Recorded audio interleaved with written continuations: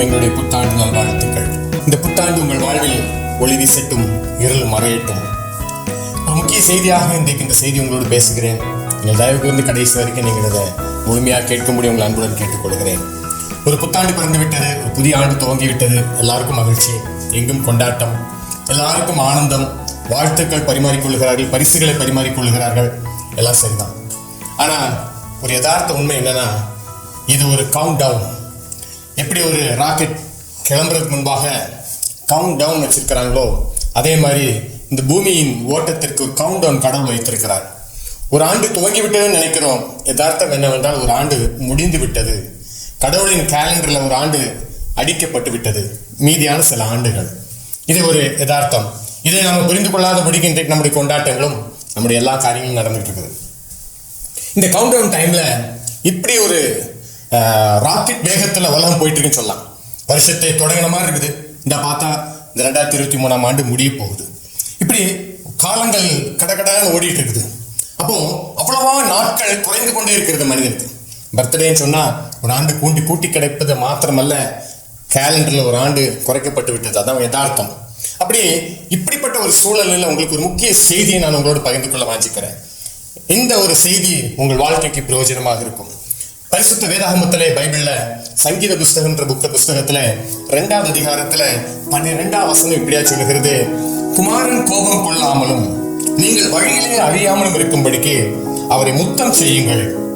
கொஞ்ச காலத்துல அவருடைய கோபம் பற்றி எரியும், அவரை அண்டிக் கொள்கிற யாவரும் பாக்கியவான்கள். இப்படி ஒரு வேத வசனம் பைபிள்ல உள்ளது. குமாரன் கோபம் கொள்ளாமலும், அதாவது ஆண்டவராகிய இயேசு கிறிஸ்து கோபம் கொள்ளாமலும் வழியிலே நீங்கள் அழியாமலும் இருக்கும்படி என்று சொல்லி போட்டிருக்கிறது. வாழ்க்கையின் முடிவில், வாழ்க்கையின் இடைப்பட்ட காலத்துல, இல்லாவிட்டால் உலகத்தின் ஓட்டம் முடிவதற்கு முன்பாகவோ வழியிலே நீங்கள் அழியாமல் இருக்கும்படிக்கு அவரை முத்தம் செய்யுங்கள். முத்தம் செய்யுங்கள் என்கிற வார்த்தை ஒரு ஒப்புரவாகுதல், இல்லாவிட்டால் ஆண்டவரோடு கூட சமாதானம் ஆகுங்கள். ஏன்னா இன்னும் கொஞ்ச காலத்துல அவருடைய கோபம் பற்றி எரியும் என்று சொல்லி பைபிள் சொல்கிறது. இயேசு கிறிஸ்துவை நாம் எல்லாரும் அன்புள்ளவராக, மன்னிக்கிற தேவனாக மாத்திரம் அறிந்திருப்போம். அநேகர் அப்படி உங்களுக்கு அறிவித்திருப்பார்கள். ஆனா இயேசு கிறிஸ்துவனுடைய பகுதி தான் அது, மீறி பகுதியை தான் இந்த செய்தியை உங்களோடு காண்பித்து தர விரும்புகிறேன். அவர் கோபம் கொள்கிறவர் பைபிள் சொல்கிறது. குமாரன் கோபம் கொள்ளாமல் வழியில நீங்கள் அழியாமல் இருக்கும்படிக்கு அவரை முத்தம் செய்யுங்கள். அவர் பாதபடியில வந்து சரறாங்க, அவரை ஏற்றுக்கொள்ளுங்கள். ஏன் ஏற்றுக்கொள்ள வேண்டும்? ஏன் ஐயா நாங்கள் ஏற்றுக்கொள்ள வேண்டும்? இன்னும் கொஞ்ச காலத்துல அவருடைய கோபம் பற்றி எரியும். அவரை அண்டிக் கொள்ளுகிற யாவரும், இல்லாவிட்டால் அவரை விசுவாசிக்கிற யாவரும் பாக்கியவான்கள்.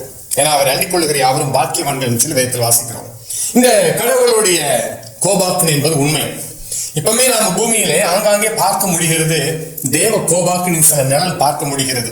உண்மையான கோபாக்கினை இன்னும் ஆரம்பிக்கல. கோபாக்கினின் ஒரு நிழல் தான்.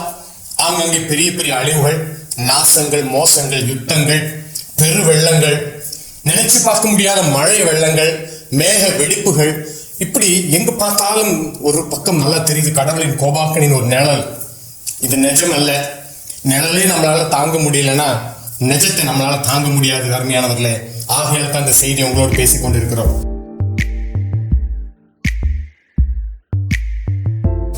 கடவுள் கோபம் கொள்ளுகிறவர். மனுஷன் எப்படி வாழ்கிறான், இந்த பூமியில அவன் எப்படிப்பட்ட ஒரு வாழ்க்கையை வாழ்ந்து கொண்டிருக்கிறான், அவன் என்ன செய்கிறான், எப்படி இருக்கிறான் எல்லாம் அவர் பார்க்கிறார். அவருக்கு கோபம் உண்டு. ஏன்னா அவர் இப்படிப்பட்ட ஒரு சமூகத்தை அவர் எதிர்பார்க்கவே கிடையாது. இப்படி ஒரு கேடு நிறைஞ்ச சமூகம், கொலை மிகுந்த சமூகம், வேசித்தனம் மிகுந்த சமூகம், பாவம் நிறைஞ்ச சமூகம், பொல்லாப்பு நிறைஞ்ச சமூகம், பணாசை பிடித்த ஒரு சமூகம், அன்பில்லாத ஒரு சமூகம், நான் நல்லா இருந்தா மட்டும் போதும் நினைக்கிற ஒரு சமூகம், யாரோ கேடுக்கிட்டா என்ன என்ற ஒரு சமூகம், ஒரு விபத்திலோ ஆபத்திலோ எல்லாரும் செல்ஃபி எடுக்கிற ஒரு கேடு நிறைந்த சமூகம். முந்தையில ஒரு ஆபத்தோ விபத்தோ நடந்துச்சுன்னா போய் தூக்கி எடுக்க பார்ப்பாங்க. இப்ப அங்க செல்ஃபி எடுக்கிறாங்க. இப்பேற்பட்ட ஒரு கொடுமையான சமூகத்துல வாழ்கிறோம் தெரியுமா? வெறும் 350 ரூபாய் பணத்துக்காக ஒருவனை கொலை செய்து விடுகிறான். ஒருத்தன் சப்பாத்தி சரியா மனைவி சுட்டி தரலன்னு சொல்லிட்டு மனைவி கொலை செய்திருக்கிறான். இப்படிப்பட்ட பயங்கரமான செய்திகள் கேட்கிறோம். அற்ப காரியங்களுக்காக மனுஷன் கொலைக்காரர்களாக தெரிகிற சமூகம். நீங்க விரும்பினாலும் விரும்பாவிட்ட சமூகத்தின் நிலைமை இதுதான். இதை குறித்து நான் ஆயிரக்கணக்கான நியூஸ் உங்களுக்கு நான் காண்பித்து தர முடியும். எல்லாத்தையும் எடுத்து வச்சிருப்பேன். எல்லா நியூஸும் நான் சேவ் பண்ணி வைப்பேன். நல்லா கவனிங்க. இப்படிப்பட்ட ஒரு சமூகம். இந்த நேரத்துல மனுஷனுடைய அக்கிரமம் பெருகி கொண்டே இருக்கிறது. சின்ன பிள்ளைகள் எல்லாருக்குள்ள அக்கிரமம் பெருகிக்கிட்டே இருக்குது. அப்போ பைபிள்ல கடவுளுடைய நீதிமன்றம் என்கிற ஒரு உச்ச நீதிமன்றம் சொல்றோம்ல, இப்போ அது பரம உச்ச நீதிமன்றம் என்கிற ஒரு நீதிமன்றம் உண்டு. கடவுளின் நீதிமன்றத்தால் மனிதர்கள் பாவத்தின் தண்டனையாகிய மரணம் என்கிற தீர்ப்பை பெற்றிருக்கிறாங்க. மரணம் என்கிற தீர்ப்பை பெற்றதுனால தான் கடவுளுடைய கோபாக்கினையும் சேர்ந்து வருகிறது. மரணம் என்கிற தீர்ப்பை பெற்றிருக்கிறார். எங்க? கடவுளின் உச்ச நீதிமன்றத்தில் ஒரு தீர்ப்பு வந்திருக்கிறது. பிரியமானவர்களே, இந்த முழு உலகத்தில் இருக்கிற மனுக்குலத்திற்கு மரணம் என்கிற தீர்ப்பு, இப்படிப்பட்ட ஒரு தீர்ப்பு தேவனுடைய நீதியாகிய நீதிமன்றத்துல, அதுதான் நீதி, அதுதான் ஜட்ஜ்மெண்ட் சொல்றோம்.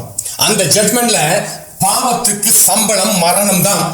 இன்னைக்கு ஒருவேளை இன்னைக்கு நம்ம நாட்டில் பேசிக்கொள்கிறோம், பல நாடுகளில் பேசிக்கொள்கிறார்கள், மரண தண்டனை விதிக்க கூடாதுன்னு சொல்லி, மரண தண்டனை ஒழிக்கப்பட வேண்டும் சொல்லி. இது ஒரு வகையில நியாயமாக இருந்தாலும், இன்னொரு பக்கம் அநியாயக்காரர்களுக்கு இது ஒரு பூஸ்டப்பா இருக்கிறதுக்கும் வாய்ப்பு இருக்குது. ரெண்டு காரியங்களா இருக்கு. ஒருவேளை ஒரு கொலைகாரன் மனம் திரும்பி அவங்க நல்ல வாழ்க்கை வாழ்வதற்கும் ஒரு வாய்ப்பு உண்டு. அதே சமயம் இப்படி தண்டனை ரத்து செய்வதனாலே அநேக கொலைகாரர்கள் உருவாவதற்கும் வாய்ப்பு இருக்கு. எப்படியோ இது இப்படியெல்லாம் நடந்தாலுமே கடவுளின் நீதிமன்றத்துல பாவத்துக்கு சம்பளம் மரணம் தான். இந்த பாவத்துக்கு சம்பளம் மரணம் என்கிற தண்டனையை நம்முடைய ஆதி பெற்றோர் பெற்றார்கள். உலகத்தின் ஆரம்பத்துல தேவன் ஆதாம் ஏவாள் என்கிற மனுஷியை உண்டாக்கினார். அவங்க கீழ்ப்படி அமைன்ற காரியத்தின் நிமித்தம் சந்ததி சந்ததி சந்ததி சந்ததியா பாவம் உலகத்துல எல்லா இடமும் பரவுகிறது, எல்லா இடமும் பாவம் நிறைந்திருக்கிறது. இப்படிப்பட்ட பாவம் நிறைஞ்ச சமூகத்துக்கு தான் தேவனுடைய நீதிமன்றம், உச்ச நீதிமன்றம், பரலோக உச்ச நீதிமன்றமோ மரணம் என்கிற தண்டனையை வழங்கியுள்ளது. அப்படி ஒரு தண்டனை பெற்ற சமூகத்துல ஆண்டோடைய கோபாக்கனையும் உள்ளது, தேவ கோபம் உள்ளது. இந்த பூமியின் மேல மனுஷன் மேல தேவ கோபம் நிற்கிறது. வேதாகமத்தில் ஒரு பகுதியை நான் வாசிக்கிறேன். 2 பேதுரு என்கிற ஒரு புஸ்தகம் உண்டு. அதுல 2வது அதிகாரம் 9ஆம் வசனத்தை நான் வாசிக்கிறேன். 9ஆம் வசனம்: கர்த்தர் தேவபக்தி உள்ளவர்களை சோதனை நின்று ரட்சிக்கவும், அக்கிரமக்காரரை ஆக்கினைக்குள்ளானவர்களாக நியாயத்தீர்ப்பு நாளுக்கு வைக்கவும் அறிந்திருக்கிறார். கர்த்தர் நீதிமான்களை சோதனையிலிருந்து ரட்சிக்கிறார். இந்த தேவ தண்டனையாகிய கோபாக்கிலிருந்து ரட்சிக்கிறார். வரும் பேர் அழிவுகளுக்கு ரட்சிக்கிறார், காப்பாற்றுகிறார். மரணம் என்கிற தண்டனையிலிருந்து நம்மளை காப்பாற்றுகிறார். பரலோக நீதிமன்றம் இப்படி மரணம் என்கிற ஒரு தீர்ப்பு மனுபுத்திரருக்கு கொடுத்திருக்கிற இந்த நேரத்துல, அதே பரலோகத்தின் நீதிபதியாகிய தேவன் மனிதர்களுக்கு இந்த பாவத்தின் தண்டனையிலிருந்து ஒரு விமோசனத்தையும் கொடுத்திருக்கிறார். இந்த விமோசனத்தை குறித்து நான் கடைசியில் காண்பித்து தருகிறேன். இந்த பாவத்தின் தண்டனை என்கிற இந்த தீர்ப்பிலிருந்து இனி நீ விடுதலை பெற்றாய் அப்படின்ற ஒரு பெரிய ஒரு விடுதலை பத்திரத்தை கொடுத்திருக்கிறார். அதை நான் கடைசியில் காண்பித்து தருகிறேன். இப்பொழுதோ அந்த தண்டனை உக்கிரத்தை உங்களுக்கு காண்பித்து தருகிறேன். முதல் பகுதியில, 2ஆம் பகுதியில் தண்டனையிலிருந்து எப்படி தப்பிப்பது என்பதை காண்பித்து தருகிறேன்.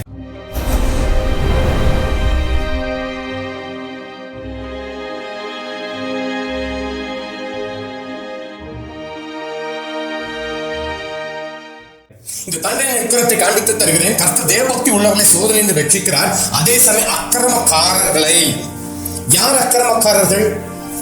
இதுதான் இன்றைய சமூகம், நீங்கள் நான் தான். நாம் நம்முடைய மனதும் மாம்சம் விரும்பினபடி வாழ்கிறோம் அல்லவா? பாவ இச்சையிலும் கண்களின் இச்சைகளிலும் நம்முடைய மனம் போல போக்கிலும் வாழ்ந்து கொண்டிருக்கிற நாமே தான் அக்கிரமக்காரர்கள். பைபிள் சொல்லுது, அக்கிரமக்காரர்களை ஆக்கினைக்குள்ளானவர்களாக நியாய தீர்ப்பு நாளுக்கு வைக்கவும் அறிந்திருக்கிறார். நியாய தீர்ப்பு நாள்ல தண்டனை இருக்கு, அது வரைக்கும் அவங்களுக்கு ஆக்கினைக்குள்ளாக வைத்திருக்கிறார். சிலர் சொல்லுவாங்க, ஏன் தான் பிறந்தோமோ, ஏன் தான் இந்த பூமியில கடவுள் கண்ணு இல்லையா, என்னதான் நடக்குது எங்களை சுற்றி? ஒரு வருஷம் தொடங்கணும், ஒரு புதிய எதிர்பார்ப்பு வருதா? இந்த வருஷத்துல எங்களுக்கு ஒரு விமோசனம் கிடைக்காதா? ஒரு புது வருஷம் வருது, புதிய ஒரு மாற்றம் வராதா? இல்ல, இந்த மாற்றத்துக்கான வழி, இந்த செய்தி முழுமையா நீங்க பாருங்கள், நிச்சயம் நீங்க மாற்றத்தை பெறுவீங்க. நீங்க எதிர்பார்க்கிற ஒரு வாழ்க்கை உங்களுக்கு நிச்சயம் உண்டு. ஆனா இந்த செய்தியை நீங்க கவனமா கேளுங்க. அப்போ அக்கிரமக்காரர்களை ஆக்கினைக்குள்ளாக தேவன் வைத்திருக்கிறார். அதோடு கூட நியாய தீர்ப்பு நாளுக்காகவும் வைத்திருக்கிறார். ஜட்மெண்ட் டேன்னு சொல்றோம், அந்த ஜட்மெண்ட் டேல கடவுளுக்கு முன்பாக நாம் நிற்க வேண்டும். இந்த தண்டனையை பெற்றுக் கொள்ளுகிறதற்காக வேண்டி தேவ சமூகத்தை நிற்பதுதான். அப்ப அவர் சொல்லுவாரு, அக்கிரம செய்கைக்காரர்கள் என்னை விட்டு அகன்று போங்கன்னு சொல்லி உங்களை பிசாசுக்காகவும் அவனுடைய தூதர்களுக்கு ஆயத்தம் பண்ணப்பட்டிருக்கிற நரகத்திலே போங்கன்னு ஒரு தண்டனை கொடுப்பார். அதுதான் மனுஷனுடைய கடைசி தண்டனை. அந்த தண்டனை காலம் எத்தனை வருஷம்ன்றதெல்லாம் கணக்கு கிடையாது. 1 வருஷமா, 2 வருஷமா, 10 வருஷமா, 50 வருஷமா, இல்ல வருஷம் 100 வருஷம் என்ற கணக்கு கிடையாது. அது முடிவில்லாத ஒரு தண்டனை. மனுஷன் முடிவில்லாமல் அழுது கொண்டிருக்கிற இடம், வேதனைகளும் பற்கடிப்பும் புலம்பலும் தவிப்பும் நிறைந்த ஒரு இடம். அங்கே போகிறவர்களுக்கு ஐயோன்னு பைபிள் சொல்லுது. அங்க யாரும் போயிடக்கூடாதுன்னு செய்தி உங்களோட பேசிக் கொண்டிருக்கிறோம். ஒரு நாள் செல்போன் உங்களுக்கு பலவிதமான காலியாட்டுகளும் பலவிதமான என்டர்டெயின்மெண்ட் இருந்தாலுமே உங்கள் வாழ்க்கைக்கு அதெல்லாம் பிரயோஜனப்படாது. இந்த செய்தியை நீங்கள் கேளுங்க. அடுத்த ஒரு வேத பகுதியை வாசிக்கிறேன். அதே 1 பேதுருவுல 4வது அதிகாரத்தின் 18ஆம் வசனத்தை நான் வாசிக்கிறேன். நீதிமானை ரட்சிக்கப்படுவது அரிதானால் பக்தி இல்லாதவனும் பாவியும் எங்கே நிற்பான். நியாயத்தை குறித்து மீண்டும் ஒரு வசனம். நீதிமானே ரட்சிக்கப்படுவது அரிது. யார் நீதிமான்? அதை நான் கடைசியில் காண்பித்து தருகிறேன். யார் நீதிமான்? பைபிள் சொல்லுது எல்லாரும் பாவம் செய்து தேவ மகிமையற்றவர்களாக மாறினோம்னு சொல்லி பைபிள் சொல்லுது. இந்த நேரத்தில் யார் அப்ப நீதிமான்? நம்ம நிறைய பேர் சொல்லுவாங்க, ஒழுக்கமானவங்க யாருங்க? எல்லாரும் ஒரே மாதிரி தாங்க இருக்கிறாங்க, எல்லார்ட்டையும் பாவம் இருக்குங்க, யாருங்க ஒழுக்கம் அந்த உலகத்துல? யாருங்க இல்லையா? அதை கடைசியில் காண்பித்து தருகிற நீதிமான் யாருன்னு சொல்லி. நீதிமான் ஒரு பெரிய கூட்டம் அந்த உலகத்துல இருக்கு. உங்களுக்கு தெரியுமா? நீதிமான்கள் சொல்லி கடவுளின் பார்வையிலே பிரியமானவர்களாக ஒரு கூட்டம் இந்த உலகத்துல வாழ்ந்து கொண்டுதான் இருக்கிறது. அதனால தான் இன்னும் உலகம் அழியாம இருக்குது. புரிஞ்சுக்கோங்க. அழகா சரி, நீதிமன்றம் யாரும் கடைசியில் காண்பித்து தருகிறேன்.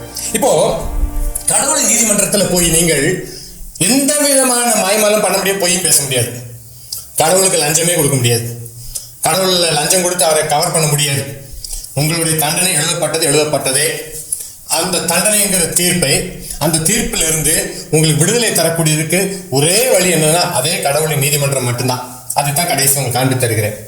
2 பேதுருவிலே திருப்பி வாசிப்போம். 3வது அதிகாரத்தை வாசிச்சீங்கன்னா 2 பேதுரு 3வது அதிகாரம் 6வது 7வது வசனத்தை வாசிக்கிறேன். அப்பொழுது இருந்த உலகம் ஜலப்பிரயாணத்தினாலே அழிந்தது என்பதையும் மனதார அறியாமல் இருக்கிறார்கள். இந்த கடைசி காலத்துல நான் சொன்ன மாதிரி இப்படி ஒரு வக்கரகம் பிடித்த ஒரு சமூகம், அக்கிரமம் நிறைஞ்ச ஒரு சமூகம், அநியாயம் பிடித்த சமூகம் உருவாகும். இந்த சமூகம் மனம் போல வாழ்வார்கள். அந்த அக்கிரமம் பிடித்த சமூகத்தார் உடனே வேற யாரும் நினைக்காதீங்க, இந்த செய்தியை பார்த்துட்டு இருக்கிற எல்லாரும் தான். இந்த அக்கிரமம் பிடித்த ஒரு சமூகத்துக்கு பைபிள் சொல்கிறது, அப்பொழுது இருந்த உலகம் ஜலப்பிரயாணத்தினாலே அழிந்தது என்பதை மனதார அறியாமல் இருக்கிறார்கள். இதுக்கு முன்ன இருந்த ஒரு உலகம், இதுக்கு முன்ன இருந்த ஒரு சமூகம் ஜலப்பிரயாணத்தினால அழிக்கப்பட்டதாம். இது பூமியில ஒரு எவிடன்ஸ் ஃபுல்லா, அதாவது ஒரு கான்கிரீட் எவிடன்ஸ் சொல்லுவோம் இல்லையா, அப்படி ஒரு வார்த்தை இது. இன்னைக்கும் நீங்க பார்க்கலாம், துருக்கி தேசத்துக்கும் அர்மீனியா தேசத்துக்கும் நடுவில் இருக்கக்கூடிய மலையில நோவான்களுடைய பேரினுடைய படிவங்கள் இன்னும் காணப்படுகிறது. நீங்க இன்டர்நெட்ல போய் நீங்க சர்ச் பண்ணி பார்க்கலாம். நோவாஸ் ஆர்க்னு சொல்லி அடிச்சு பாருங்க. ஆனா இப்படி அந்த இதுக்கு முன்பாக இருந்த ஒரு சமூகம் முழுவதும் அழிக்கப்பட்டது பைபிள் சொல்லுது. அதோட மாத்திரம் இல்ல, இங்க நம்ம என்ன வாசிக்கிறோம்னா, இப்ப இருக்கிற வானங்களும் பூமியும் அந்த வார்த்தையினாலேயே அக்கினிக்கு இரையாக வைக்கப்பட்டிருக்குன்னு பொருள். அக்கினிக்கு இரையாக வைக்கப்பட்டிருக்கு. கடவுள் அப்படி ஒரு அக்கினிக்கு இரையாக இந்த பூமி வைத்திருக்கிறார். இப்ப எல்லாம் சொன்னாங்க குளோபல் வார்மிங்னாங்க, இப்ப குளோபல் பாயிலிங்ன்றாங்க, பனிமலைகள் உருகுதுன்றாங்க, காட்டுத்தீகள் பற்றி எரியுன்றாங்க, எங்க பார்த்தாலும் அக்கினியினால் உண்டாகிற பொல்யூஷன், இப்படி எங்க பார்த்தாலும் நல்ல வித்தியாசம் உங்களுக்கு தெரியும். இப்ப கடைசி காலத்துல அக்கினிக்கு இரையாக வைக்கப்பட்டு, முக்கியமான செய்தி இதுதான், தேவபக்தி இல்லாதவர்கள் நியாயம் தீர்க்கப்பட்டு அழிந்து போகும் நாள் வரைக்கும் காக்கப்பட்டிருக்கு. இப்ப ஏன் இந்த உலகம் காக்கப்பட்டிருக்குன்னா, ஆண்டவர் தேவபக்தி இல்லாதவர்களே ஒரு நாள் நியாயம் தீர்க்க போகிறார். தேவபக்தி இல்லாதவர்கள் நியாயம் தீர்க்கப்பட்டு, வேதம் சொல்லுகிற தேவபக்தி, நம்ம மனசுக்கு வந்த தேவபக்தி எல்லாம் கிடையாது. தேவபக்தி இல்லாதவர்கள் நியாயம் தீர்க்கப்பட்டு அழிந்து போகும் நாள் என்று சொல்லி பைபிள் சொல்கிறது.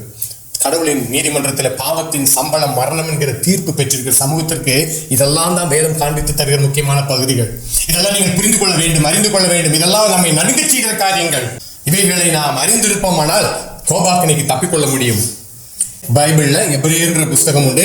அதுல 12வது அதிகாரத்துல 25வது வசனத்திலிருந்து நான் வாசிக்கிறேன். பேசுகிறவருக்கு நீங்கள் செவி கொடுக்க மாட்டோம் என்று விலகாதபடி எச்சரிக்கை இருங்கள்.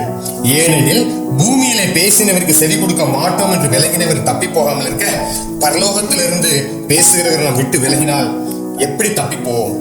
இதுக்கு முன்பாக கடவுள் பூமியில மனிதர் மூலமா பேசினார்.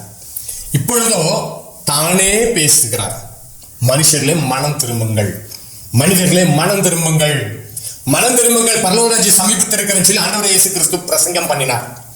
ஆனா பைபிள் சொல்றது பேசுகிறவர்னு போட்டு, பேசுகிறவருக்கு செவி கொடுக்க மாட்டோம் என்று விலகாதபடி எச்சரிக்கையாக. ஏன்னா மனம் திரும்புங்கள், பரலோகராஜ்யம் சமீபத்திருக்குன்னு அவர் கொண்டு வந்து கொடுத்ததோ விடுதலையின் சீட்டு, விடுதலையின் பத்திரத்தின் வழி. அந்த மரண தண்டனையாகிய உச்ச நீதிமன்றம், பரலோக உச்ச நீதிமன்றத்தினுடைய அந்த மரண தண்டனைங்கிற தீர்ப்பை பெற்று ஆயுள் கைதியாகவும் மரண கைதியாகவும் இருந்து கொண்டிருக்கிற இந்த சமூகத்துக்கு ஆண்டவர் இயேசு கிறிஸ்து அந்த விமோசனத்தின் வழியை காட்டி தந்தார். விமோசனத்தின் வழியை காட்டி தருகிறார். மனம் திரும்புங்கள், பரலோராஜ்ய சமீபத்திற்கு சொன்னால தான் பேசுகிறவருக்கு செவி கொடுக்க மாட்டோம் என்று விலகாதபடி எச்சரிக்கையார்கள். ஏன்னா பூமியில பேசினவருக்கு செவி கொடுக்க மாட்டோம் என்று விலகினவர் தப்பி போகாமல் இருக்க பரலோகத்தில் பேசுகிறவர் இயேசு கிறிஸ்து. பரலோகத்தில் பேசுகிறது நீங்கள் செவி கொடுக்க மாட்டோம் என்பீர்களால் எப்படி தப்பித்துக் கொள்வீர்கள்? அது மாத்திரமல்ல, அவருடைய சத்தம் அப்பொழுது பூமி அசைய பண்ணிட்டு, இன்னும் ஒரு தரம் நான் பூமியை மாத்திரமல்ல வானத்தையும் அசைய பண்ணுவேன் என்று இப்பொழுது வாக்கு தத்தம் செய்திருக்கிறார். பிராமிஸ் போட்டு பைபிள் வாக்கு தத்தம் செய்து என்ன வாக்கு தத்தம் செய்திருக்கிறார்? இனி நான் வானத்தையும் அதிர பண்ணுவேன். இப்ப பூமி அதிர பண்ணிட்டு இருக்கிறார். அங்கங்கே தெரியுது, நல்லா தெரியுது. ஏதோ தேவன் தன்னுடைய கரத்தை கொஞ்சம் எடுத்த மாதிரி தெரியுது. அவருடைய கோபாக்கினை நிழல் தெரிகிறது. இதோடு நான் மாத்திரம் இல்லை, வானத்தையும் அதிர பண்ணுவேன், வான மண்டலங்களை அதிர பண்ணுவேன். விண்வெளியை குறித்து கொஞ்சம் செய்திகளை நீங்கள் கேட்பீர்களானா நல்லா இருக்கும். அண்ட சராசரம் எப்படிப்பட்டது, அங்கே இருக்கக்கூடிய யுகங்கள், கோள்கள் மற்றும் அங்கே இருக்கிற ஒவ்வொரு கேலக்சிஸ், அப்படி இருக்கிற ஒவ்வொரு காரியங்களும் அறிந்து கொண்டா நல்லா இருக்கும். அதெல்லாம் அதிர பண்ணினார்னா ஒன்றும் தாங்காது, எதுவும் தாங்காது. அதனால தான் உங்களுக்கு ஆண்டவர் மீண்டும் மீண்டும் வாய்ப்பை கொடுக்கிறார். ஆண்டவர் மீண்டும் மீண்டும் வாய்ப்பை கொடுத்துட்டு இருக்கிறார். பைபிள் ரோமர் என்கிற புத்தகத்தில் 2வது அதிகாரத்தின் 8வது வசனத்தை நான் வாசிக்கிறேன். சத்தியத்திற்கு கீழ்ப்படியாமல் அநியாயத்திற்கு கீழ்ப்படிந்திருக்கிறவர்களுக்கோ உக்கர கோபாக்கனை வரும். உக்கர கோபாக்கனை, கோபாக்கனைன்னு பார்த்தோமையா, கோபாக்கனைன்றது பயங்கரமான வார்த்தை. இங்க போட்டிருக்குது சத்தியத்துக்கு கீழ்ப்படியாமல் அநியாயத்துக்கு கீழ்ப்படுகிறவர்கள். அநியாயத்துக்கு கீழ்ப்படுகிறவர்களுக்கு உக்கர கோபாக்கனை வரும் போட்டிருக்கு.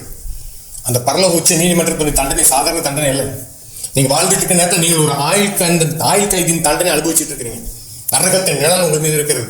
பாதாளத்தின் வல்லமை வாழ்க்கையில கிரியை செய்துட்டு இருக்கு. இப்படிப்பட்ட சூழ்நிலையிலிருந்து நீங்க தேவனுடைய விடுதலை பத்திரத்தை பெற்றுக்கொள்ளுமோ நடக்கிற காரியம் எத்தனை அற்புதமானது என்பதை கடைசியில் காண்பித்து தருகிறேன். ஆனா சத்தியத்துக்கு கீழ்ப்படியாமல் அநியாயத்துக்கு கீழ்ப்படுகிறவர்களுக்கு, அக்கிரமத்துக்கு கீழ்ப்படுகிறாங்க, பொய்க்கு கீழ்ப்படுகிறாங்க, மாய்க்கு கீழ்ப்படுகிறாங்க, கடவுளின் வழி அல்லாத வேற எந்த வழிக்கும் கீழ்ப்படுகிறார்கள். ஆனா கடவுளுடைய வழிக்கு வரமாட்டேங்கிறாங்க. ஆனா சத்தியத்துக்கு கீழ்ப்படியாத ஒரு கோபாக்கனை வரும் பைபிள் சொல்லுது. யாரா இருந்தாலும் சரி, ஒருவேளை இந்த பைபிளை தூக்கிட்டாலும் தப்பிச்சிடலாம் அப்படிலாம் கிடையாது. பைபிளை தூக்கினவங்களும் தப்பிக்க முடியாது.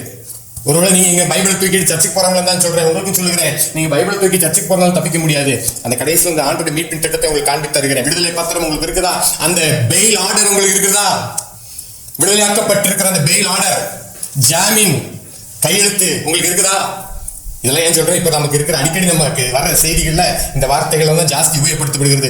ஜாமீன் கிடைக்கவில்லை, பெயில் கிடைக்கவில்லை, பெயிலுக்காக முயற்சி பண்ணினார், சிறை தண்டனை, இப்படிப்பட்ட நிறைய நியூஸ் வரனால நான் அதை வச்சு இந்த செய்தி நான் பேசிட்டு இருக்கிறேன். சரி, வெளிப்படுத்த 6வது அதிகாரம் 17வது வசனத்தில் இப்படியே முடிகிறது.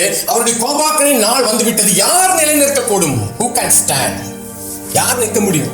ஏன் எங்க அதுக்கு 6வது அதிகாரத்தை வெளிப்படுத்த 6வது அதிகாரத்தில் வாசிங்கன்னா பெரிய பெரிய ஆளுகள் நடுங்குவாங்க, பூமியின் ராஜாக்கள் நடுங்கி நிற்பாங்க, பெரிய சர்வாதிகாரிகள் நடுங்கி நிற்பாங்க, ராணுவ அதிகாரிகள் நடுங்கி நிற்பாங்க. பெரிய பெரியான கடவுளின் நாள் யார் நிலைநிறுத்தக்கூடும்? இன்னைக்கு சும்மா கடவுளுடைய பெயில் ஆர்டர் வந்திருக்குன்னு போய் சொன்னா ஏற்றுக்கொள்ள மாட்டேங்கிறாங்க, போங்கயான்றாங்க. கடவுளுடைய பெயில் ஆர்டர் ரெடி ஆயிடுச்சு, யாரெல்லாம் போய் அவர்கிட்ட போய் நின்று கையெழுத்து போட அந்த பெயில் ஆர்டர், அந்த ஜாமீனை நீங்கள் வாங்கிட்டு வரீங்களோ உங்க எல்லாருக்கும் விடுதலை உண்டுன்னு சொல்லி நான் சொன்னா அதை ஏற்றுக்கொள்ள மனமில்லை. ஒன்றும் செய்ய முடியாது. கேட்பதற்கு காதுள்ளவர்கள் கேட்க கடவுள் எல்லாத்தையும் போட்டிருக்குது, குமாரன் கோபம் கொள்ளாமல். ஏன்னா மனுஷங்களுக்கு பரலோக உச்ச நீதிமன்றத்தில் ஒரு தண்டனை, உறுதிப்படுத்தப்பட்ட தண்டனை உண்டு, மரணம்.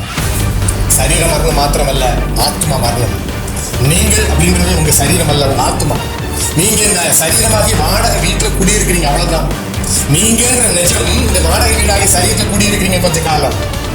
ஒரு நாள் இந்த வாடகை வீட்டை காலி பண்ணிதான் ஆகணும். நீங்கன்ற உங்க ஆத்மா மரணத்தை, அதுக்கு முடிவு கிடையாது, அதுக்கு அழிவு கிடையாது. இந்த சரீரத்துக்கு ஒரு நாள் அழிவு இருக்குது, ஆத்மாவுக்கு அழிவு கிடையாது. ஆத்மாவை குறிச்சு பேசினா இப்ப நம்ம இன்மைக்கான காரியத்தை பார்த்து பார்த்து பழகினவங்களுக்கு ஆத்மா, நித்தியம், பரலோகம், நரகம் இதெல்லாம் புரிந்து கொள்றது ரொம்ப கடினமா இருக்குது. பைபிள் சொல்றது கடைசி நாள் அதுவும் கடினமாகும்னு சொல்றேன். எனக்கு கடினப்பட்டு போகும். ஒருவேளை இந்த செய்தி பார்க்குற யாருக்காவது ஒரு சின்ன உணர்வு வந்துச்சுன்னா நீங்க பாக்கியவான்.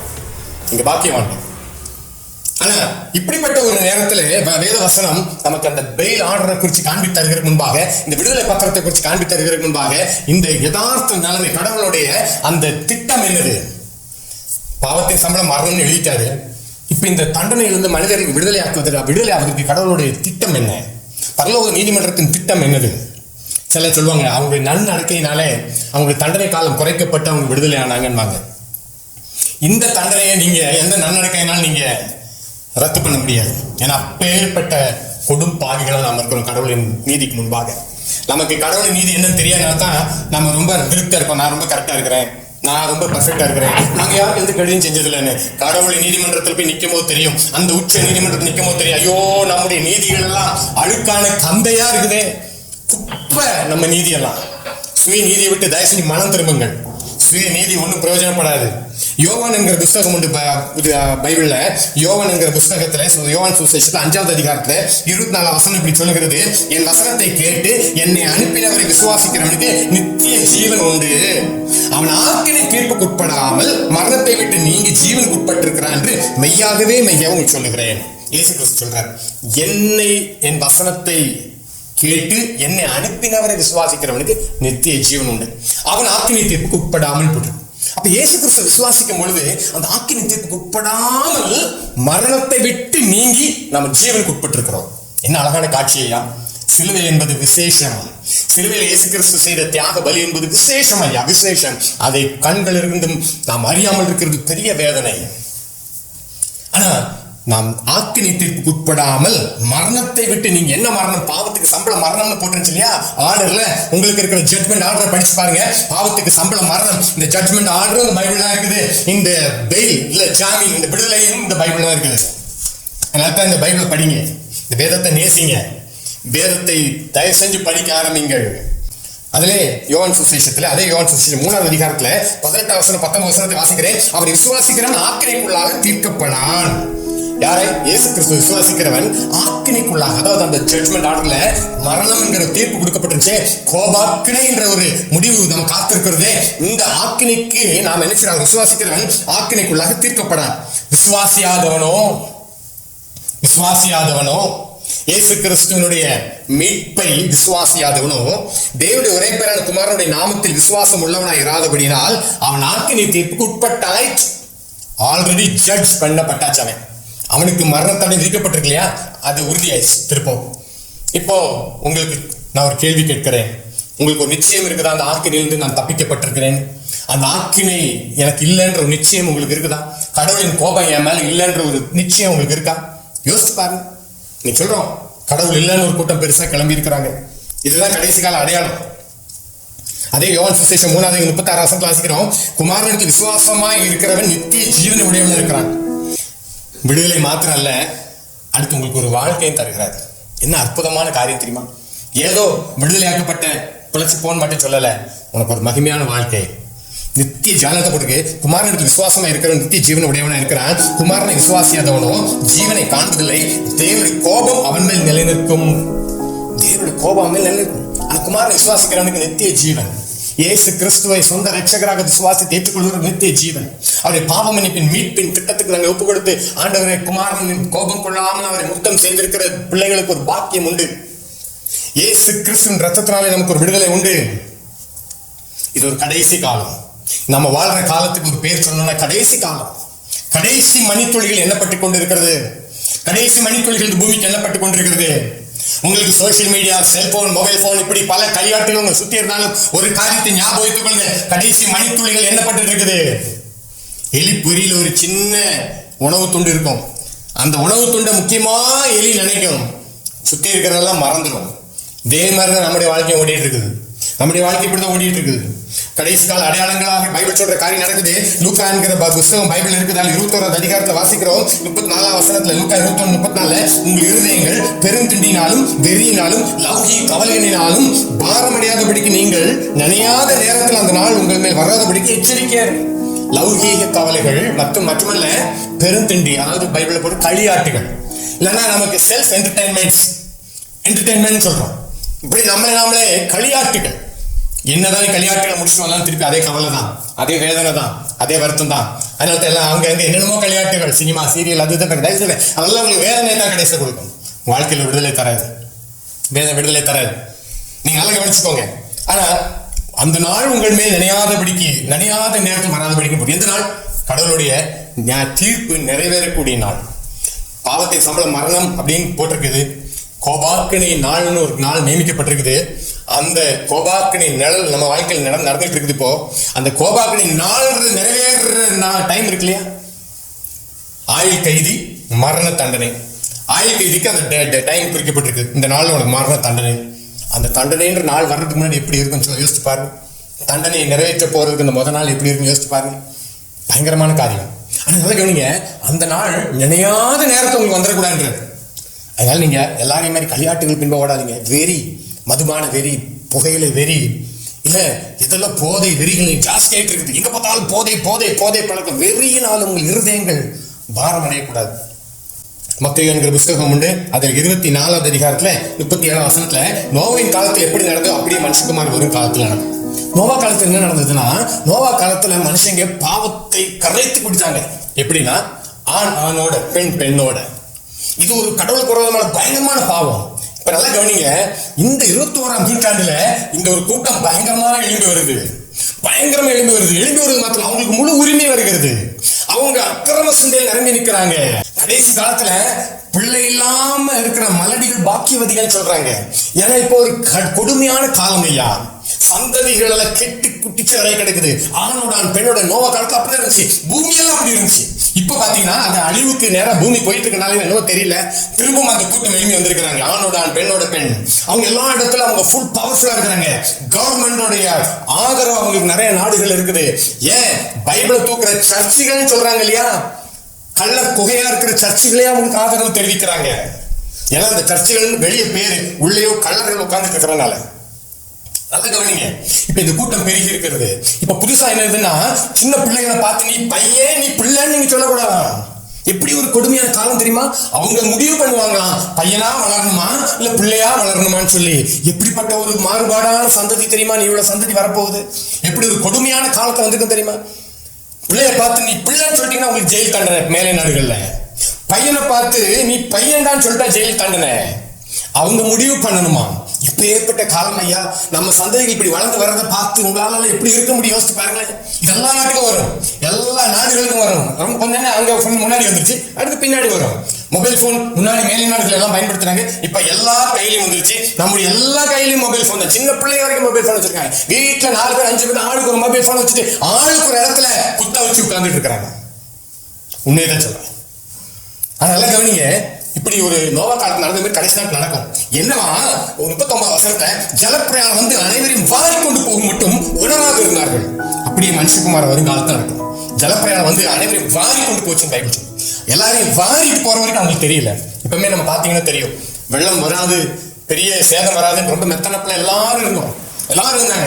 சென்னை மக்களுக்கு தான் பாதிப்புன்னு சொல்லி தூத்துக்குடி திருநெல்வேலி மக்கள் இருந்தாங்க. ஆனா வெள்ளம் வரும்போது தெரிஞ்சு எல்லா இடத்துக்கும் இப்படிதான் வருவோம். வாரி கொண்டு போச்சு கார், பஸ், லாரி, வீடுகள், இந்த பொருட்கள். ஐயோ எவ்வளவு பெரிய ஒரு சேதம் தெரியுமா? எவ்வளவு பொருட்கள் நாசமாயிருச்சு யோசிச்சு பாருங்க. ஆனா அன்னைக்கு நடந்ததுதான். வெள்ளம் வந்து வாரி கொண்டு போகணும் உணராது இருந்தாங்க. உணரல. அவங்க இந்த உலகம் பாவை சித்திரிப்பாங்க எல்லாம் கேட்டு கொடுத்துறான். சாப்பாட்டு வீட்டுக்குள்ள நீ கடைசி காலத்துல அடையாளத்தை நோவா காலத்துலயும் பார்த்தா ஜனங்கள் புசித்து குடித்து இதுதான் பண்ணாங்க. இப்பவும் நல்லா கவனிங்களேன், சாப்பாடு யூடியூப் சேனல்ல நீங்க எதெல்லாம் சக்சஸ்ஃபுல்லா ஓடுனா சாப்பாடை பத்தி போட்டீங்கன்னா சக்சஸ்ஃபுல்லா இருக்கும். சாப்பாடு தான் யூடியூப் சேனல்ல மெயினா இருக்கு. இன்னைக்கு ஏன்னா ஆக்கப்பூர்வமானதெல்லாம் ரொம்ப கம்மியா போயிடுச்சு. சாப்பாடு அடுத்து கேளிக்கைகள், இதுதான் இன்னைக்கு முக்கியமா ஓடிக்கிட்டு இருக்கு. அதனால மக்களுக்கு இன்னைக்கு சத்தியத்துல உட்கார்ந்து கேட்க நேரம் இல்லை. சத்தியத்துல உட்கார்ந்து முழுசா பாக்குறதுக்கு அவங்களுக்கு அந்த மனம் இல்லை. அடுத்ததான் ஒரு கேளிக்கையை பார்த்தா கொஞ்சம் ஜாலியா சிரிக்க முடியுமான்னு. ஆனா நீங்க நிரந்தரமான அந்த உள்ளான சந்தோஷத்தை பெற்றுக்கணும்னா இந்த செய்திகளை நீங்க தொடர்ந்து கேளுங்கள். இது ஒரு கடைசி காலம். கடைசி நாட்டில் கடவுள் எல்லாரும் ஆக்கினை கொடுக்கக்கூடிய காலம். இதுல மீண்டும் சொல்லுகிறேன், அடுத்த சந்ததிக்கு எல்லாம் என்ன கற்றுக் கொடுக்கப்படுகிறதுனா கடவுள் இல்ல, தேவன் இல்லைன்றதை இன்னைக்கு காட்டி கொடுக்குறாங்க. அது ஒரு பெரிய வேதனை. ஐயா, உலகத்தை உண்டாக்கின சிருஷ்டிகருக்கு விரோதமாக உலகம் சரி பெருமா பாதகம் என்னன்னா கடவுள் ஒருத்தர் கிடையாது. ரோட்ல அழகழகா கார் போகுது, விதவிதமா கார் போகுது. உங்களை கூப்பிட்டு நான் சொல்றேன், இது இரும்பு குப்பையெல்லாம் நல்லா சுத்தி ஒரு நாள் திடீர்னு பூமி தாரா மாறிடுச்சுன்னா நம்ப முடியுமா? நீங்க பார்த்து சொல்லுங்க, முட்டாளா இருக்காதீங்க பிரதர். நீங்க இரும்பு குப்பைகளும் தூள்களும் அப்படியே புஷ்ன்னு சுத்தி ஒரு கார் உண்டாயிருச்சுன்னா உங்களால எப்படி அதிர்ச்சியோட பாப்பீங்களோ, உலகம் குப்பை ஒரு காலத்துல அப்படியே தூள்கள் எல்லாம் சேர்ந்து அப்படியே பூமி ஆயிடுச்சு. அப்படியே கூழ் உண்டாச்சு, கூழ் அந்த குரங்கு உண்டாச்சு, குரங்கு மனுஷன் வந்தா. எப்பேற்பட்ட வேதனை உள்ள அக்கிரமம் ஐயா. கடவுளின் நியாயத்திற்கு தாமதிக்குமோ? தேவ கோபாக்கினி தப்பிக்கொள்வார்களோ? கடைசி காலத்துல இதெல்லாம் தான் முக்கியமான காரியம். எப்படி ஒரு வேதனை. ஒரு சிருஷ்டிப்புன்னு ஒண்ணு இருந்துச்சுன்னா சிருஷ்டிகர்னு ஒருத்தர் கட்டாயம் இருப்பாரு. அதனால தான் சிருஷ்டிப்பு உண்டாயிருது. ஒரு மொபைல் போன் உங்க கையில போயிருக்குன்னா அதை உண்டாக்கின ஒருத்தர் இருக்கிறான். மனுஷனையும் உலகத்தின் சகலவற்றையும் உண்டாக்கினவர் ஒருவர் இருக்கிறார். அவரை அறிந்து கொள்றதுக்கு அந்த பரிசுத்த வேதாகமம், இந்த கோபாக்கினை குறித்து காண்பித்து இருக்கிற இந்த பரிசுத்த வேதாகமம் விடுதலை பத்திரமும் இதில் தான் உள்ளது, விடுதலை மொழியும் இதில் தான் உள்ளது. கடைசி இந்த விடுதலை சொல்லி உங்களுக்கு நான் முடிக்க வாஞ்சிக்கிறேன்.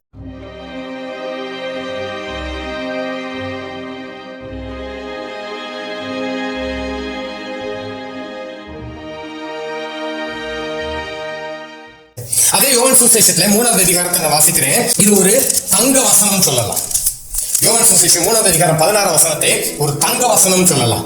ஏன்னா தேவன் தம்முடைய ஒரே பேரான குமாரனை விசுவாசிக்கிறவன் எவனோ அவன் கெட்டு போகாமல், அதாவது அந்த ஆக்கினையாகிய தண்டனையில் அவன் சிக்கி அழிந்து விடாமல், கெட்டு போகாமல் நித்திய ஜீவன் அடையும்படிக்கு அவரை, அதாவது இயேசு கிறிஸ்துவை தந்தவர்களே இவ்வளவாய் உலகத்தில் அன்பு கூர்ந்தார் தேவன். சிருஷ்டிகர் என்ன செஞ்சாரா, மனுஷங்களுடைய பாவத்தினால் அவருடைய நீதிமன்றத்துல மரணம் என்கிற தீர்ப்பு வழங்கப்பட்ட கோபாக்கினி என்கிற ஆக்கினி என்ற காரியத்துக்கு நியமிக்கப்பட்ட மனுஷங்களுக்கோ அவருடைய குமாரனாக இயேசுவை பூமிக்கு அனுப்புகிறார்.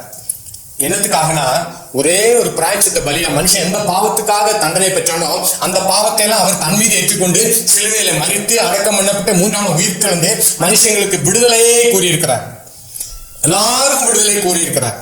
ஆனா யாரெல்லாம் அந்த விடுதலையை கையெழுத்து போட்டு அவர் பாதத்தில் முழங்கால் பண்ணிட்டு முத்தம் செய்து அவரை விசுவாசத்தை ஏற்றுக்கொண்டு சொல்லலாம், அவரை முத்தம் செய்கிறாரோ அவர் அனைவருக்கும் நித்திய ஜீவனை வாக்களிக்கிறார். தம்முடைய ஒரே பேர குமாரன் விசுவாசி எவனோ அவன் கெட்டு போகாம நித்திய ஜீவன் அடைம்படிக்கு அவரை தந்திரலே. இவ்வளவாய் உலகத்தில் அன்பு கூர்ந்தார் ஐயா. இப்படி இதுதான் அன்பு, உண்மையான அன்பு. கடவுளுடைய நீதிமன்றத்துல தண்டனைன்றது எப்படி உண்மையோ கடவுளுடைய திட்டத்துல மன்னிப்பு என்பதும் உண்மை. இந்த மன்னிப்பை தான் நாம் புறக்கணித்துக் கொண்டிருக்கிறோம். இந்த மன்னிப்புக்கு படத்தினால் நீங்க இந்த மன்னிப்பை பெற முடியாது, லஞ்சம் கொடுத்து இந்த மன்னிப்பை நீங்க பெற முடியாது, உங்க நற்கிரிகளால் இந்த மன்னிப்பை பெற முடியாது, நீங்க சன்மார்க்க வாழ்க்கையினால மன்னிப்பை பெற முடியாது, உங்களுடைய சரீர முயற்சியினால் இந்த மன்னிப்பை பெற முடியாது. விசுவாசத்தினால் மாத்திரமே இந்த மன்னிப்பை நீங்கள் பெற்றுக்கொள்ள முடியும். விசுவாசத்தினால் மாத்திரமே. கடவுளுடைய வேதாகமம் விசுவாசிக்கப்பட வேண்டிய புஸ்தகம், ஆராய்ச்சி பண்ணப்பட வேண்டிய புஸ்தகம் அல்ல, விசுவாசிக்கப்பட வேண்டிய புஸ்தகம். எவரால் விசுவாசித்தார்களோ அவங்க எல்லாருமே கடவுளுடைய நீதி சாட்டப்படுகிறது. ரோமர் என்கிற புஸ்தகத்திலே 10ஆவது அதிகாரத்திலே 11ஆம் வசனத்தை நான் வாசிக்கிறேன். ரோமர் 10ஆவது அதிகாரம் 11ஆம் வசனத்துல வாசிக்கிறோம், அவரை விசுவாசிக்கிறவன் எவனோ அவன் வெட்கப்படுவதில்லை என்று வேதம் சொல்லுது. நீங்க வெட்கப்பட மாட்டீங்க. நியாய தீர்ப்பு நாள் வருதுன்னு வெட்கப்பட்டு போக மாட்டீங்க. உங்களுக்கு பிரதிபலன் கொடுக்கிற நாளா அது மாறிடும். நீங்க ஆண்டவருக்கு பயந்து ஆண்டோட வழியில் நடக்க ஆரம்பிக்கும் போது நீங்க பிரதிபலனை பெற்றுக்கொள்கிற நாளா இருக்கும், தண்டனையை பெற்றுக்கொள்கிற நாளா இருக்காது. ஆனா அவர் விசுவாசிக்கிறவர்கள் எவரும் வெட்கப்பட்டு போவதே கிடையாது. வெட்கப்பட்டு போகாத ஒரு வாழ்க்கை ஆண்டு தருகிறார், வாக்கு தருகிறார். ரோமர் 5ஆவது அதிகாரத்தின் 8வது 9வது வசனத்தை வாசித்து முடிக்க போகிறேன். நல்ல கவனிங்கள். நாம் பாவிகளா இருக்கையில் கிறிஸ்து நமக்காக மரித்ததினாலே தேவன் நம்மை வைத்த தமது அன்பை விளங்க பண்ணுகிறார். இப்படி நாம் அவருடைய இரத்தத்தினாலே நீதிமான்கள் ஆக்கப்பட்டிருக்க கோபாக்கினைக்கு நீங்களாக அவராலே நாம் ரட்சிக்கப்படுவது அதிக நிச்சயமாமே. நாம் பாவிகளா இருக்கையில், இன்னும் சொல்லப்போனா தண்டனையை பெற்ற கைதிகளா இருக்கையில், மரண தண்டனை பெற்ற மரண கைதிகளாகவும் ஆயுள் தண்டனை பெற்ற ஆயுள் கைதிகளாகவும் இருக்கக்கூடிய அதே நேரத்துல நம் பாவிகளா இருக்கையில் கிறிஸ்து நமக்காக மரித்ததினாலே தேவன் நம்மை அன்பையும் வழங்க பண்ணினார். அன்பின் தேவன் அவர், கடவுள் அன்பாக இருக்கிறார். தேவன் நம்மை அன்பை வழங்க பண்ணினார். என்ன நினைச்சா, இப்படி நாம் அவருடைய ரத்தத்தினாலே, அதாவது இயேசு கிறிஸ்துவின் ரத்தத்தினாலே மாத்திரம்தான், சிலுவையில் அவர் சிந்தின ரத்தத்தினாலே, இயேசு கிறிஸ்து நமக்காக அடிக்கப்பட்டதுனாலே சிந்தப்பட்டதுனால இந்த உண்டான பரிசுத்த ரத்தத்தினாலே, புது உடன்படிக்கை மீட்புக்காக சிந்தப்பட்ட ரத்தத்தினால, இப்படி அவருடைய ரத்தத்தினாலே நாம் நீதிமான்களாக்கப்பட்டிருக்கிறோம். இனி மரண தண்டனை கைதி அல்ல, நீங்க நீதிமான்கள். யாரெல்லாம் உண்மையிலே இயேசு கிறிஸ்துவை விசுவாசித்து சொந்த ரட்சகரை ஏற்றுக்கொண்டு அவருக்கு சித்தமான வாழ்க்கை வாழ்றார்களோ அவங்க எல்லாம் நீதிமான்கள். நான் எப்பயும் சொன்னேன், உலகத்தில் நீதிமான்கள் ஒரு கூட்டம் இருக்கிறாங்கன்னு சொல்லி. அவங்க எல்லாம் நீதிமான்கள். நீங்களும் அந்த நீதிமான்கள் கூட்டத்தில் சேர்ந்துடலாம். நீங்களும் பாவ தண்டனை, மரண தண்டனை, மரண கைதியா இருக்க வேண்டிய அவசியம் இல்லை. நீங்க நீதிமான்கள் கூட்டத்தில் சேர்ந்துடலாம். யாரெல்லாம் அவருடைய ரத்தத்தினாலே நாம் நீதிமான்கள் ஆக்கப்பட்டிருக்கிறபடினாலே கோபாக்கினைக்கு நீங்களாக அவராலே நாம் ரட்சிக்கப்படுவது அதிக நிச்சயம். உறுதிப்படுத்தப்பட்ட வார்த்தை. இந்த செய்தியை கேட்டு இந்த நாளில் உங்களோடு கூட ஆண்டு பேசுவாராக. இந்த புதிய ஆண்டுக்குள் வந்திருக்கிறீங்க. உங்க வாழ்க்கையில எத்தனையோ மாற்றங்கள் எதிர்பார்த்து காத்திருந்துருக்காங்க. இத்தனை நாள் எந்த மாற்றமும் இல்லாத வருஷத்தையும் முடிச்சிருக்கிறீங்க. இன்னும் நிறைய பேர் இந்த பல இழப்புகளோட வருஷத்தை முடிச்சிருக்கிறீங்க. பலரும் பல நம்பிக்கையற்ற நிலைமையில் இருக்கலாம். ஆனா இப்ப நான் உங்களுக்கு சொல்லுகிறேன், இந்த நேரத்தை கிறிஸ்துவின் பாதத்தில் முத்தமிடுங்கள். அவருடைய கோபாக்கினை நாள் வந்து விட்டது, அதை மறந்து விடாதீர்கள். இந்த அன்பு கிருபை நாள் முடிய போகிறது. முடிஞ்சிருச்சுன்னா அடுத்த ஜட்மெண்ட் டே தான். ஞாயிற்றுக்கு நாட்கள் ஆரம்பமாகிவிடும். அப்பொழுது வாய்ப்பு கிடைக்காது. இந்த வாய்ப்புள்ள காலத்தை பயன்படுத்துங்கள். உங்கள் அனைவருக்கும் மீண்டும் எங்களுடைய புத்தாண்டு நல்வாழ்த்துக்கள். கர்த்தர் தாமே உங்கள் ஆசீர்வாதத்தை உங்களை காப்பாற்றி உங்களை நித்திய ஜீவ கரையில சேர்ப்பாராக. ஆமேன்.